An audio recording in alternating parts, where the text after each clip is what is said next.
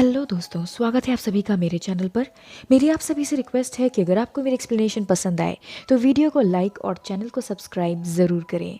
दोस्तों, अगर आपने इस सीरीज़ के पहले एपिसोड्स नहीं देखे हैं तो इसका लिंक आपको डिस्क्रिप्शन बॉक्स में मिल जाएगा। आज मैं एक्सप्लेन करने वाली हूँ द ऑर्डर के सीजन 2 के दूसरे एपिसोड को। चलिए बिना देरी के चलते हैं कहानी की ओर। एपिसोड की शुरुआत में हम बेलग्रेव यूनिवर्सिटी के कैंपस को देख पाते हैं।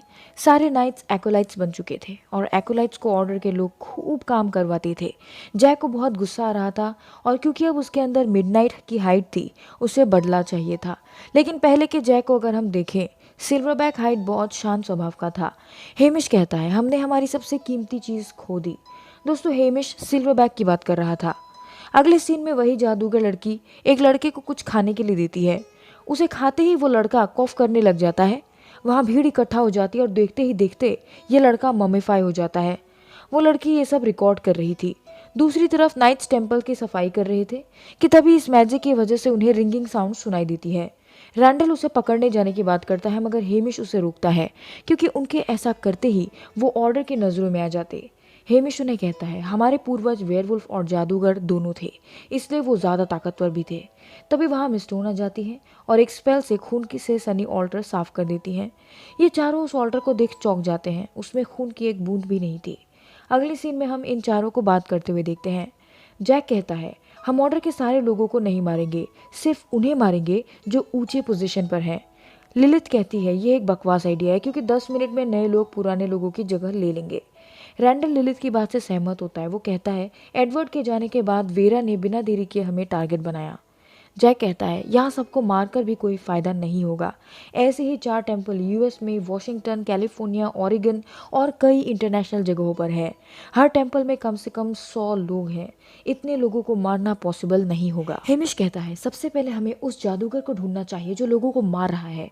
जैक बोलता है, वो एक लड़की है। मैंने एथिक्स क्लास के बाहर उसे देखा था जब ब्रैंडन के साथ वो हादसा हुआ। मैं उसे ठीक से तो नहीं देख पाया, मगर वो इनकैंटेशन बोल रही थी और अपने सेल फोन में वीडियो बना रही थी। लिलिथ उन्हें इस मामले में कुछ भी करने से मना करती हैं क्योंकि उनके ऐसा करते ही ऑर्डर को पता लग जाता कि उनकी मेमोरीज लौट आई हैं। हमें सबसे पहले खुद को बचाना होगा और मैंने एक पोशन ढूंढा है जो ऐसा करने में हमारी मदद कर सकता है। लिलिथ ऐसा कहती है, ये पोशन हमारे दिमाग को मैनिपुलेट होने से बचाएगा, मगर ये पोशन बनाने के लिए मुझे एक्रोन्स कॉल्ड्रन की ज़रूरत पड़ेगी। लिलिथ रैंडल को एक्रोन्स कॉल्ड्रन की फ़ोटो दिखाती है। रैंडल उसके फ़ोन पर और भी फ़ोटोज़ देखता है। सारी की सारी फ़ोटोज़ निकोल की थी। रैंडल उसे मन मारकर कहता है, तुम दोनों साथ में बहुत क्यूट लगते हो। हेमिश बात बदलने के लिए कहता है, हम इस मैजिक टूरिस्ट को पकड़ते हैं, तुम पोशन बनाओ। तभी वहाँ निकोल आ जाती है और ये लोग बड़ी चालाकी से बात बदल देते हैं। हेमिश और जैक लिलिथ और निकोल को प्राइवेट टाइम देने के लिए वहाँ से जाने लगते हैं, मगर रैंडल वहाँ बैठा रहता है। जैक उसके बाल पकड़कर उसे वहाँ से लेकर आता है। निकोल लिलिथ को कहती है, मुझे लगता है रैंडल को तुम पर क्रश है, मगर लिलिथ कहती है उसके मन में रैंडल के लिए ऐसी कोई फीलिंग्स नहीं है। हम देखते हैं कि लिलिथ को निकोल बहुत ज़्यादा पसंद थी। सीन बदलता है। हम प्रोफेसर फोले को क्लास लेते हुए देखते हैं। वो क्लास के सारे स्टूडेंट्स को खुले तौर पर उच्च पद पर बैठे लोगों को चुनौती देने के लिए उकसाता है। वो जोर देकर कहता है, डेमोक्रेसी यानी कि लोकतंत्र एक मिथक है और अगर उनमें से किसी ने उसे रिपोर्ट किया तो वो उनके एकेडमिक करियर को ख़त्म करने की धमकी देता है। क्लास के बाहर अलाइसा जैक से मिलने आती है। वो गैब्रियल को जाने के लिए कहती है। वो जैक को कहती है, तुम मुझे इग्नोर क्यों कर रहे हो, मुझे एक काम में तुम्हारी मदद चाहिए। जैक कहता है, अलिसा, मिडनाइट अभी भी तुमसे बहुत नाराज है। अलिसा कहती है, मैंने जो भी किया वो तुम्हारी जान बचाने के लिए किया। क्या तुम मेरी मदद करोगे? वेरा चाहती है कि मैं उस जादूगर को ढूंढूं जो मर्डर कर रहा है। जैक उसके सामने शर्त रखता है कि वो उसकी मदद करेगा अगर वो उसे एक्रोन्स कॉल्ड्रन ला कर दे। अलिसा मान जाती है और उसे टेम्पल में मिलने के लिए कहती है। अगले सीन में हम लिलिथ को उनके घर पर पोषण बनाने की तैयारी में लगे देखते हैं। तभी वहाँ रैंडल आ जाता है। लिलिथ उसे बताती है कि उसके दिल में निकोल के लिए रियल फीलिंग्स हैं। रैंडल कहता है, ऑर्डर की वजह से ही हम सब एक दूसरे से अलग हो गए। वो हमारा सारा सामान ले गए, उन्होंने हमारी मेमोरीज ले ली, हमें बदलने की कोशिश की। अब ऐसा लग रहा है कि वो ये करने में कामयाब हो गए। ये सुनकर लिलिथ कहती है, निकोल ऑर्डर नहीं है। रैंडल बिना कुछ कहे वहां से चला जाता है। इधर अलिसा और जैक रेलिक्री पहुंचते हैं। अलिसा उसका हाथ पकड़ लेती है और कहती है, यही तरीका है जिससे जैक अंदर जा पाएगा। वो आगे कहती है, इस कॉरिडोर का नाम फियर कॉरिडोर है। अंदर जाकर जैक चौंक जाता है। पूरे कमरे में पौराणिक जादुई किताब और कीमती सामान रखा हुआ था। जैक को वहाँ सिल्वर बैग की हाइड मिलती है। वो उसे लेकर जाने की बात करता है। अलिसा उसे रोकती है क्योंकि वेरा को पता लग जाता कि ये ज़रूर जैक और अलिसा का काम होगा। मगर जैक सिल्वर बैग की हाइड को हाथों में उठा लेता है। उसके ऐसा करते ही जैक के अंदर सिल्वर बैग आ जाता है, मगर जैक के अंदर ऑलरेडी मिडनाइट था। इस वजह से जैक खुद को आफ्टर लाइफ में पाता है। वहाँ वो सिल्वर बैग और मिडनाइट को लड़ते हुए देखता है। वहाँ प्रोफेसर क्लार्क आ जाते हैं। दोस्तों, अगर आपको याद होगा, इस आफ्टर लाइफ या कलेक्टिव अनकॉन्शियस में सारे मरे हुए लोग थे और जैक यहाँ आया था क्योंकि उसके शरीर में 2 हाइड्स होने की वजह से वो जल्द ही मरने वाला था। प्रोफेसर क्लार्क उसे कहते हैं, जैक तुम्हें इन दोनों में से किसी एक को चुनना होगा क्योंकि उसका शरीर 2 वेयरवुल्फ की आत्माओं से बच नहीं सकता। इस समय भी हम मिडनाइट और सिल्वर बैग को बैकग्राउंड में लड़ते हुए देखते हैं। दोस्तों, ये हाइड्स का युद्ध जैक के शरीर के अंदर चल रहा था। अचानक जैक खुद को असली दुनिया में पाता है। जैक एक्रोन्स कॉल्ड्रन को लेकर वहां से चला जाता है। घर पहुंचकर जैक अपने हाइट के इशू के बारे में चिंतित था। वे ये सारी बातें बाकी नाइट्स को बताता है। वो लोग उसे ट्रांसफॉर्म करने का सुझाव देते हैं। उसके ऐसा करते ही वो कलेक्टिव अनकॉन्शियसनेस की दुनिया में वापस लौटता है।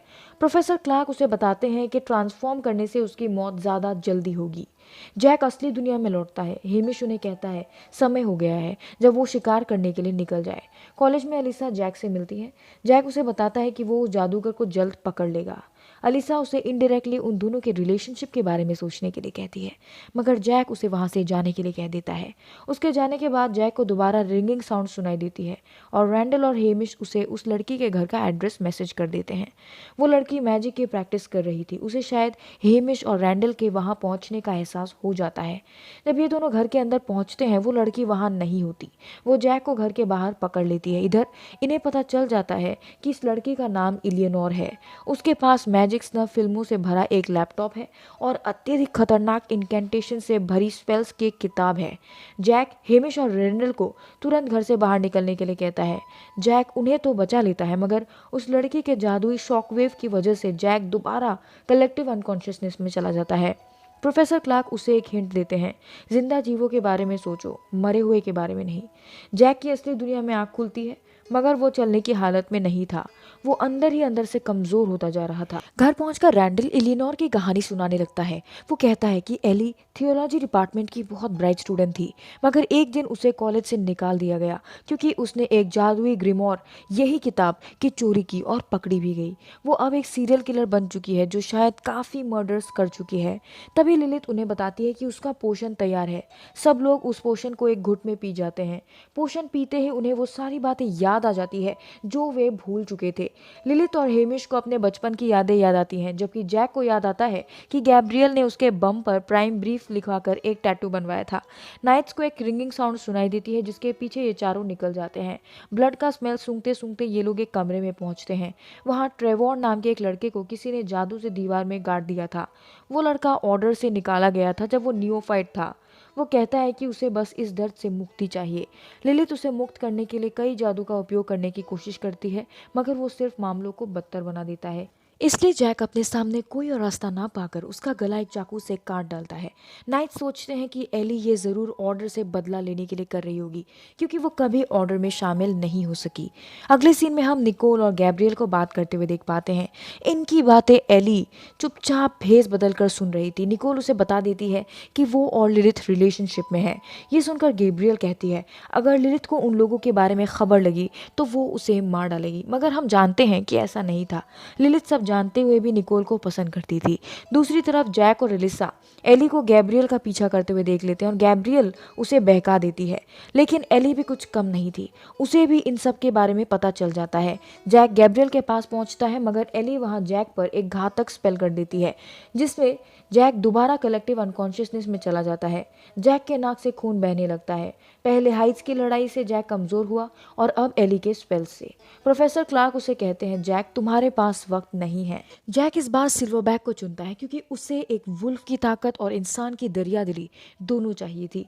और अगले ही पल जैक सिल्वरबैक को अपने अंदर पाता है, उसकी कमजोरी खत्म हो जाती है, वो असली दुनिया में लौट आता है। वो देखता है एली उस पर मर्डर स्पेल कर रही है। तभी वहाँ अलिसा आ जाती है, वो उस पर एक स्पेल करती है मगर उसका जादू गलत चल जाता है और एली मारी जाती है। अलिसा ने आज किसी को मारा था, वो इस दुख से नहीं उभर पा रही थी। जैक उससे अकेले में मिलता है और उसे बताता है कि वो उन दोनों के रिलेशनशिप के बारे में ज़रूर सोचेगा। ये हुई ना बात। सिल्वरबैक के लौटने के साथ साथ रोमांटिक जैक भी लौट आया। जैक उसे थैंक यू कहता है और माफ़ी भी मांगता है। अलिसा उसे बताती है कि कुछ दिनों से उसके स्पेल्स काम नहीं कर रहे हैं, उसके जादू में कुछ गड़बड़ हो रही है, शायद उसमें ही कुछ गड़बड़ है। यह कहकर अलिसा वहाँ से चली जाती है। दोस्तों इसी के साथ यह एपिसोड यही ख़त्म हो जाता है। अगर आपको मेरा काम अच्छा लगे तो प्लीज़ चैनल को सब्सक्राइब करें, जिससे आपको इस सीरीज़ के बाकी एपिसोड्स के नोटिफिकेशंस मिल जाएं।